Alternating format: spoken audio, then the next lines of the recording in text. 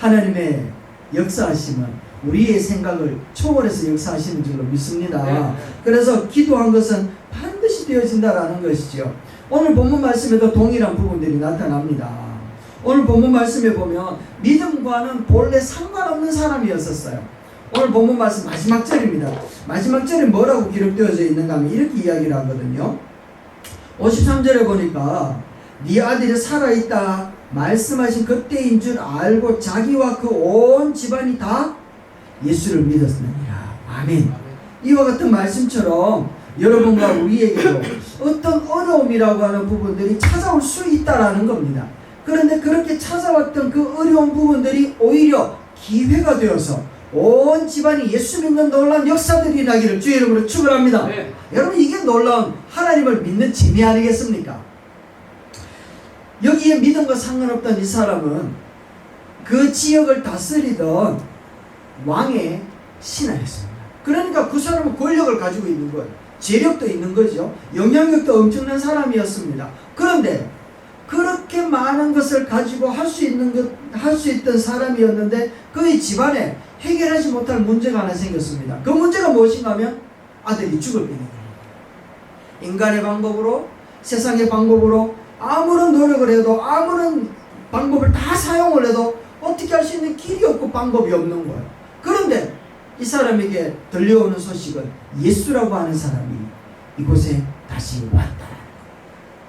1년 전에 가나안에서 물을 포도주로 만들었던 그 기적을 나타냈던 그 예수라고 하는 사람이 1년 쭉 지나고 난 다음에 다시 가나안에 왔다라는 이야기를 듣고서 이 신하는요, 뿌리 나게 예수님을 만나기 위해서 찾아온 거예요.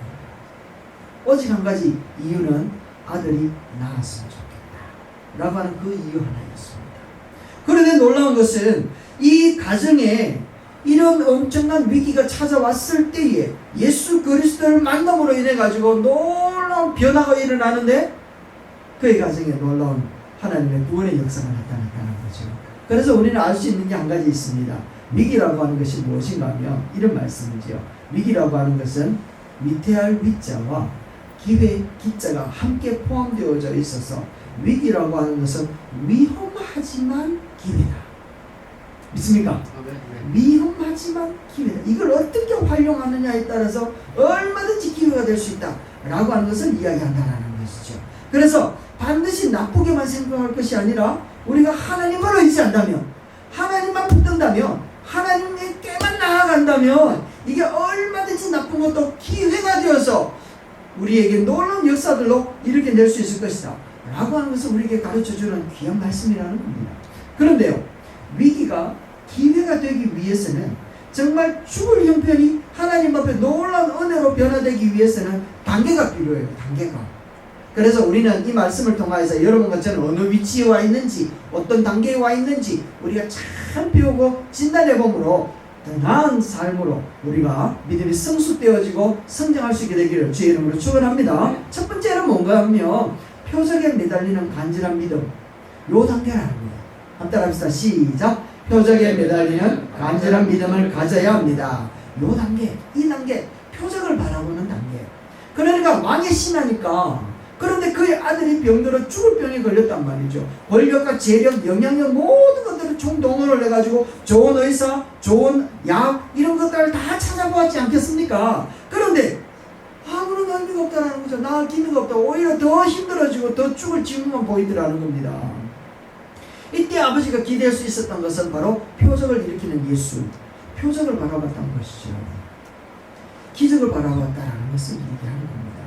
그래서 인간의 모든 치료의 수단이 자기 아들을 살리지 못한다는 것을 알았던 이 아버지는 매달릴 수 있는 유일한 것이 있었는데 그게 무엇인가 하면 표적을 일으켰던 예수를, 표적을 보았다는 거예요. 우리 아들도 좀 낫게 되었으면 좋겠다 라고 하는 이 간절함, 이 그의 발걸음을 옮기게 만들었다는 겁니다. 그래서 기복신학이 좋은 거예요, 안 좋은 거예요? 기복신앙은 좋은 거예요. 그런데 거기에 머무르니까 문제가 되는 것이죠.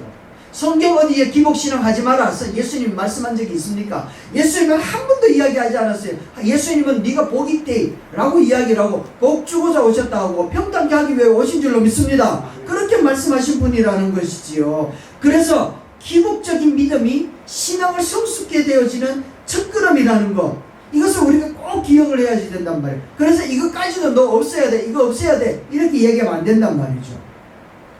성경의 많은 부분들에 보면 예수님을 찾아왔던 많은 기적을 필요로 하는 사람들은 예수님을 믿기 위해서 찾아온 것이 아니라 표적이 자기 딸에게도 일어나기를 원하고, 표적이 자기 아들에게도 일어나기를 원하고, 표적이 내 눈이 뜨여지기를 원했기 때문에 예수님을 찾아온 사람이 그렇게 많더라는 겁니다.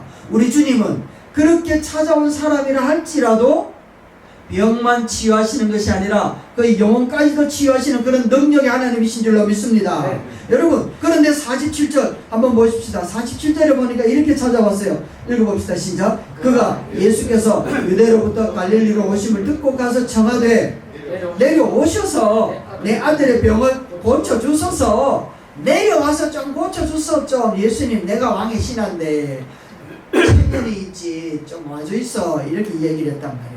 그러면 예수님께서 그래 알았다 그러면서 주섬주섬 이렇게 신방하기 위해서 성경책 탁 책이 들고 찬송가 들고 뒤에 제자들 때리고 가자 이래가지고 쫙 가면 좋겠는데 예수님은 그래 안 보이는 거예요. 그렇게 말씀 안 해요. 어떻게 이야기하는가? 48절 말씀입니다. 너희는 표적과 기사를 보지 못하면 도무지 믿지 않네. 아, 예수님이 이랬을 것 같아요. 그죠? 표적과 기사를 보지 않고는 너희가 믿지 않는구나.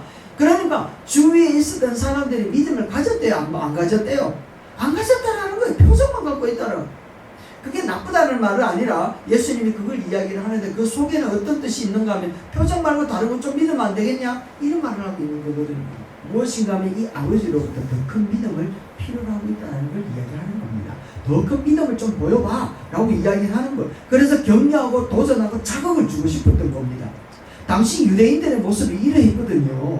유대인들이 예수님을 따라다니는 많은 무리들을 보고 자기들도 따라다니면서 가졌던 마음이 무엇인가 하면 표적을 자꾸 보자라는 거예요. 예수님이 하나님의 아들이라고 하는 기적을 한번 보여봐 라고 이야기하는 거예요. 예수님이 표적을 그렇게 많이 보여줬는데도 예수님을 찾아온 유대인들은 동일하게 뭐라고 이야기하는가 하면 네가 하나님의 아들이라면 기적 한번 보여봐 이렇게 얘기하는 거예요.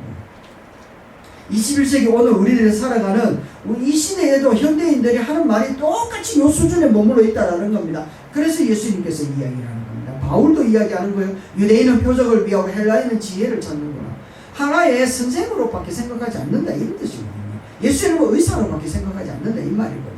그래서 표적은 믿음을 출발시키는 정말 중요한 그런 폭발력 있는 그런 시작을 일으키는 매체는 될 수 있지만 거기에 머물러서는 된다 안 된다? 안 된다라는 것을 이야기하는 거예요. 지난주에도 보았습니다만 10명의 한센병 환자들이 나음을 다 받았잖아요. 그리고 예수님이 소망이었고 희망이었습니다 라고 하면서 분명히 믿음을 가지고 찾아온 사람은 몇 명이었다고요? 한 사람이었단 말이죠. 그에게 무엇이 임했습니까? 네 믿음이 너를 구원했다 라고 이야기하면 진짜 믿음을 칭찬해 주셨잖아요. 구원 얻을 수 있는 사람은 오직 한 사람, 예수께로 돌아온 사람.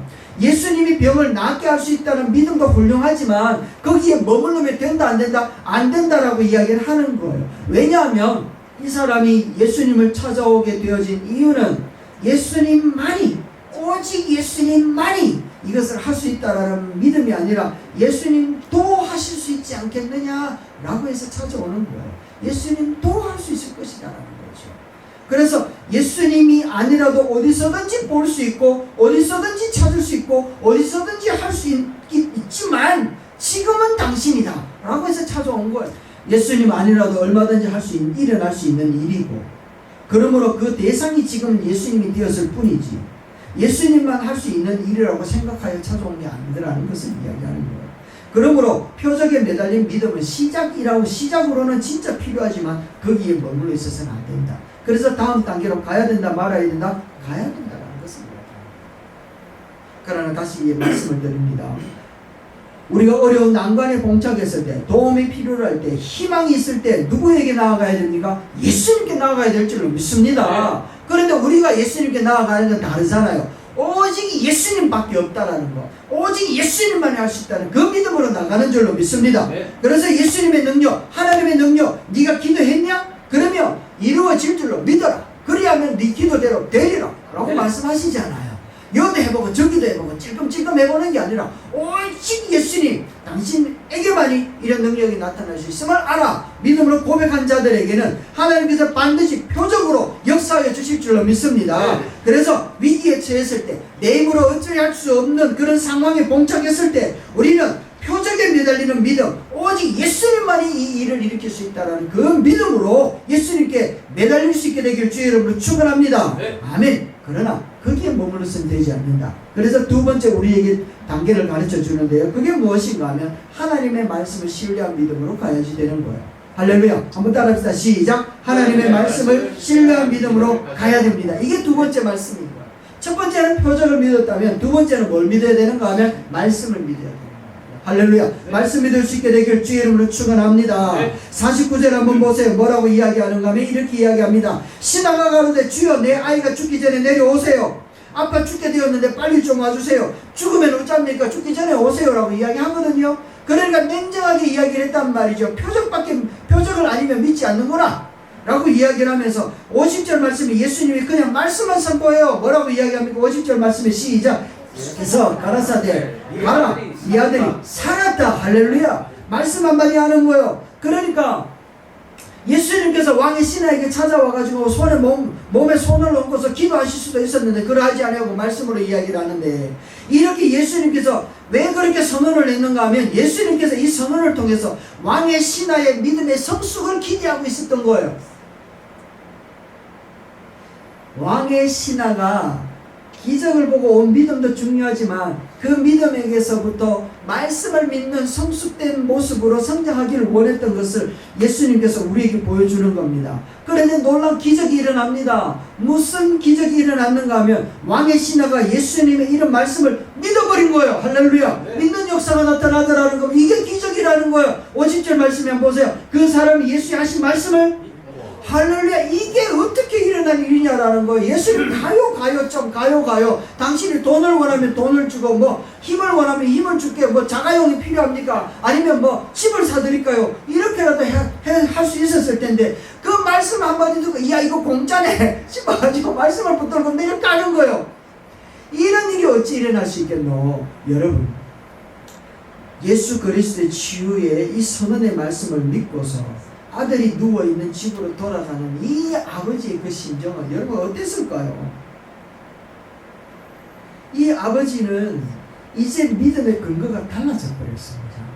표적이 근거였는데 이제는 예수님의 말씀이 이제는 근거가 되었습니다. 그것을 붙들고 가는 겁니다.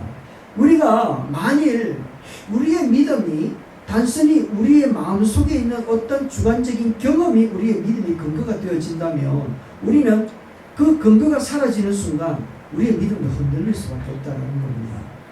우리가 소원하는 것이 우리의 믿음이 되어지고 우리의 근거가 되어진다면 그 소원하는 것을 이루어내버리며 믿음의 근거가 사라지잖아요. 우리의 믿음의 근거가 영원한 하나님의 말씀이 되길 주의 이름으로 축원합니다. 네. 그 말씀이 견고해져서 조무지 땅에 이 말씀이 세상이 없어진다 할지라도 한 예수님이 말씀하신 이 말씀은 1.1핵이라도 변하지 아니하고 다 이루어낸다 라고 하셨는데 그 말씀이 우리의 믿음의 근거가 되기를 주의 이름으로 축원합니다. 네. 그래서 미성숙한 믿음이냐 성숙된 믿음이냐 라고 하는 것을 우리가 구분해낼 때 그 성숙된 믿음은 어디에 있는가 하면 바로 말씀을 근거하여서 믿는 믿음에 성숙된 믿음이 있다라는 것을 이야기하는 것이지요. 출애굽한 이스라엘 백성들의 믿음은요 엄청났습니다. 애굽을 이겼으니까 그 믿음은 어마어마했거든요. 그리고 홍해강을 건너 넘어가면서 그들의 믿음을 하나님을 찬양하며 무엇이라도 다 할 수 있는 더 담대한 믿음을 가지고 있었습니다. 표적인 믿음이었습니다. 그런데 그들이 힘들고 어려울 때, 물이 없을 때에, 정말 배고플 때에 그들이 했던 행동들은요 그 표적이 아무런 힘도 그들에게 도움이 되지 않았습니다. 기적이 그들에게 도움이 되지 않았습니다. 단지 물이 없다는 그 현실 앞에 그들은 하나님을 원망하고 모세를 원망하고 불평하기 시작을 하더라는 것입니다.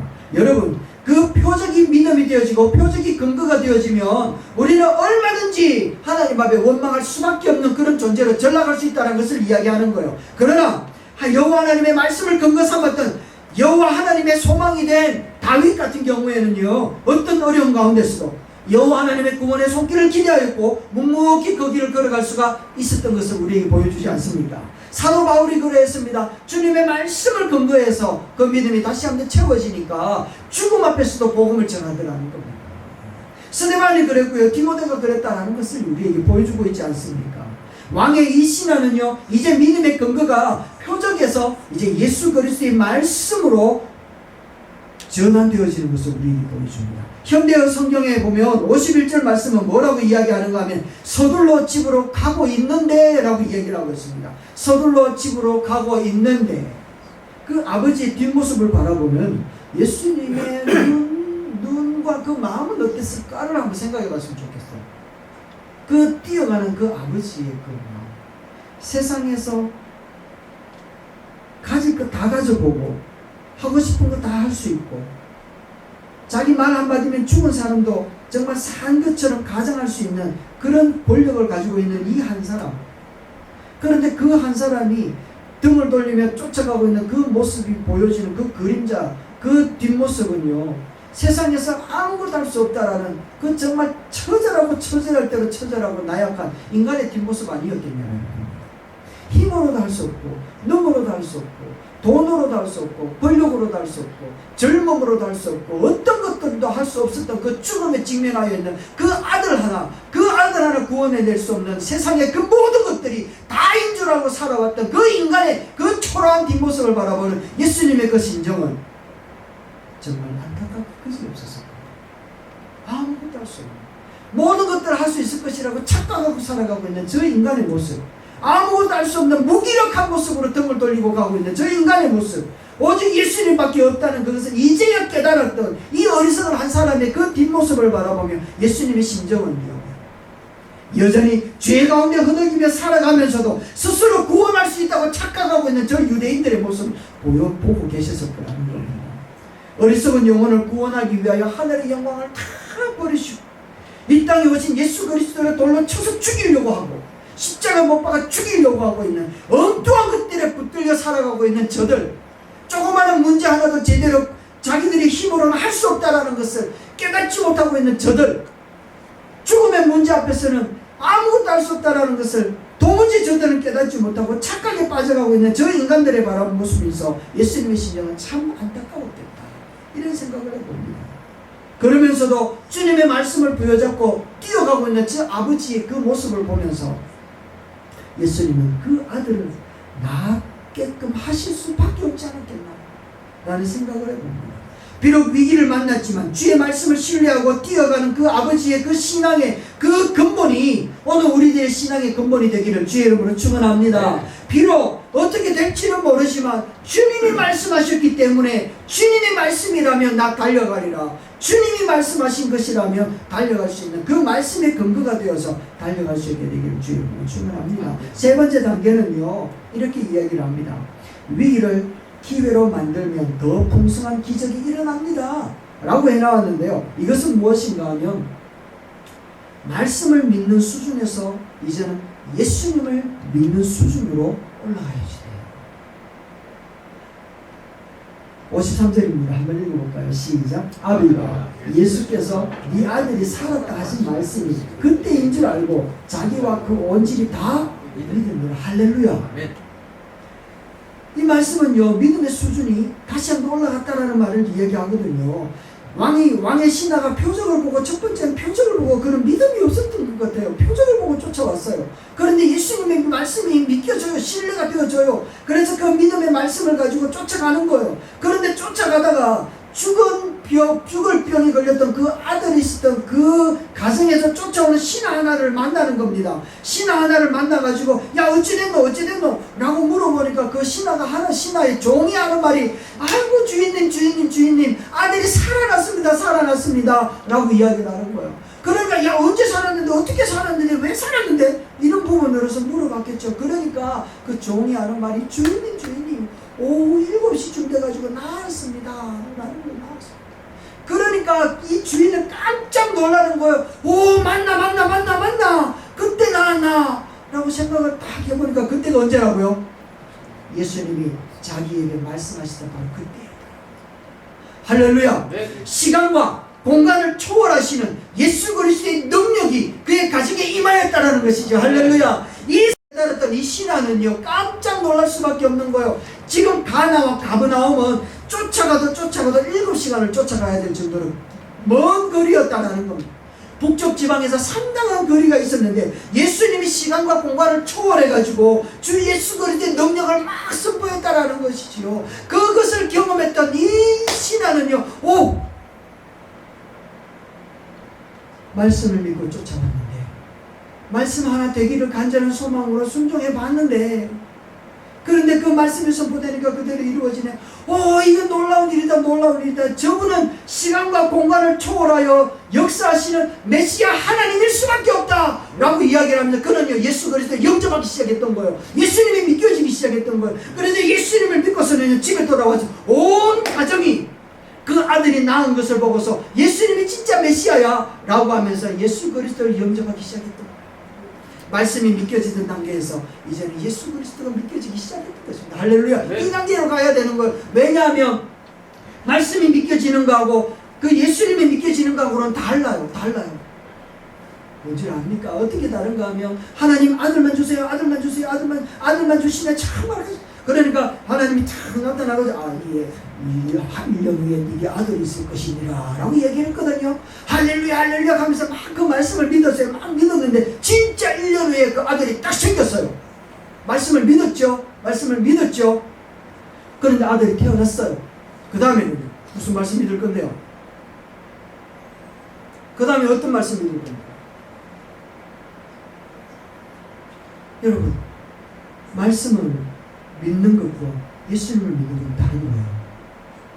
하나님 우리 아들 대학 입학하게 해주세요. 그래 아들 알았다. 이번 12월 때 학교 발표할 거다. 아멘 하면서 할렐루야. 그리고 하나님 막 했어요. 그리고 합격을 해버렸어요. 그리고 막 축하잔치를 했어요. 그리고요 어떤 말씀 믿을 건데요? 여러분 말씀을 믿는다라는 것과 예수님을 믿는다라는 것은 다른 거예요. 예수님을 믿는다라는 것은 예수님이 하신 말씀을 그대로 믿는 것이기 때문에 내게 좋은 일이 일어나는 것도 예수님이 믿겨지기 때문에 그 길을 순종할 수 있는 거예요. 내게 어떤 어려움이 있다 할지라도 내가 그 길을 걸어갈 수 있는 것은 바로 예수님을 믿기 때문에 그 어려운 길을 걸어갈 수 있게 되어지는 거예요. 욥이 이야기를 했잖아요. 내가 하나님을 향하여 내가 못한 것이 무엇입니까? 내가 하나님을 위하여 하지 않은 것이 어떤 것이 있습니까? 내가 하나님을 위하여서 뭘 죄를 지었습니까? 그런데 왜 내 몸에 이런 병이 왔습니까? 그런데 내 아들은 왜 이렇게 죽어야만 합니까? 나는 왜 이렇게 가산이 탐진할 수밖에 없는 그런 가난한 인생이 될 수밖에 없습니까? 라고 부르짖는 욥의 모습이 우리 인생의 모습이 될 수밖에 없다라는 거예요. 말씀만 부여잡으면 그래요. 그런데 하나님이 등장해가지고 욥에게 가르쳐주는 거예요. 욥아, 내가 천지를 지을 때에 기둥을 쌓을 그때 너 뭐하고 있었느냐? 바다와 하늘에 가름을 지을 때 너 무엇을 하고 있었느냐? 악의 그 턱의 힘이 어디서 오는지 너 알고 있느냐? 지축을 흔드는 그 움직이는 그 힘의 에너지는 어디 있는지 너 아느냐? 하나님이 이야기를 할 때 욥은 아무 말도 못하는 거예요. 아무 말도 못하고 아무런 것들도 하나님 앞에 내어놓을 수 있는 것이 아무것도 없다는. 그러니까 그는요 하나님 앞에 나는 티끌이구나. 내게 있어서의 진정한 주인은 하나님이시구나. 하나님이 하시고자 하시면 나의 정직함과 나의 불의함과 상관없이 되는 것이 하나님의 역사고, 내가 아무리 정직하다 할지라도 하나님이 안 돼! 그러면 안 될 수밖에 없는 게 하나님의 주권적인 역사인 줄로 욥은 그제서 믿겨지기 시작했던 거예요. 그래서 그는 이야기하는, 내가 하나님을 귀로만 들었는데 이제 내가 눈으로 보나이다. 내가 하나님의 주권을 인정하나이다 라고 고백하게 되더라는 것이지요. 이 사람은요 드디어 예수 그리스도가 바로 그런 하나님이구나 라고 하는 것을 받아들이게 되어진 거예요. 그러니까 하나님이 믿겨지게 되어지고 예수 그리스도를 영접하게 되어지니까 예수님이 말씀하신 것처럼 내게 지금 어려운 일이 있어도, 내게 지금 답답한 일이 있어도, 내게 지금 괴로운 일이 당한다 할지라도 나를 사랑하신 주님이 반드시 그 모든 것들을 합력하여 선을 이루실 줄로 믿고 가기 때문에 여러분 우리는 이 길을 걸어갈 수 있는 건 아니겠습니까? 네. 할렐루야. 하나님을 믿기 때문에, 예수님을 믿기 때문에 지금 우리가 이 자리에 예배하고 있잖아요. 우리는 눈에 보이는 현실과 눈에 보이는 현상 앞에 이제 우리가 더 이상 묶이지 말아야 돼요. 하나님의 안목을 가져야 되는 거예요. 주 예수 그리스도의 역사심에 대한 그 기대감을 우리는 가져야 되는 거예요. 우리는 표적에 묶여있는 자들이 아니잖아요. 우리는 말씀에만 이렇게 꽉 묶여서 사는 자들이 아니잖아요. 우리는 오직 예수 그리스도에 묶여있는 자들인 줄로 믿습니다. 그래서 예수님이 말씀하신 길이라면 그 어디든지 주님이 가라 하시면 가고 멈추라 하시면 멈추고. 할렐루야. 이게 우리의 모습이잖아요. 그래서 내가 조금 더 가고 싶은데 그래서 조금 더 가면 하나님 뒤집 딱 지는 거예요. 그만 가라 갈게. 아까 나와야 되는 거잖아요. 그죠? 그러니까 우리는 예수 그리스도를 믿는 믿음. 예수님을 믿기 때문에 말씀을 믿게 좋아야 되죠. 말씀을 믿습니다. 여러분, 우리는 정말 위기 가운데 살아가고 있습니다. 그렇지만 이 위기가 하나님 앞에서는 기회가 되는 것이죠. 그래서 하나님께 위기가 기회라면 하나님의 자녀 되어진 우리들도 위기가 기회가 되어지는 그 역사하심 속에 살아가기 위해서는 우리에게 반드시 필요한 것이 있었는데 그것이 바로 표적을 바라보고 나도 믿잖아요. 그리고 두 번째는 그 표적을 바라보고 쫓아가는 우리의 삶 속에 말씀하시는 그 말씀이라도 부여잡고 살아가자는 겁니다. 그리고 말씀을 부여잡고 살아가서 그 놀라운 은혜를 경험했다면 누구를 만나야 된다고요? 예수 그리스도를 만나야 된다는 거예요. 예수 그리스도가 믿겨져 와야 되고 예수 그리스도가 나의 오른손을 부여잡고 당신의 권능을 행하신다는 것을 꼭 믿어야 되는 거예요. 우리 주님이 우리 우편에 계십니까? 좌편에 계십니까? 여러분? 우편에 계시는 거예요. 우편에 안 따랐던 주님은 우리 우편에 계십니다. 그러니까 우편에 있으면서 우리 주님은 왼손으로 날 잡아요. 그죠? 왼손을 잡아요.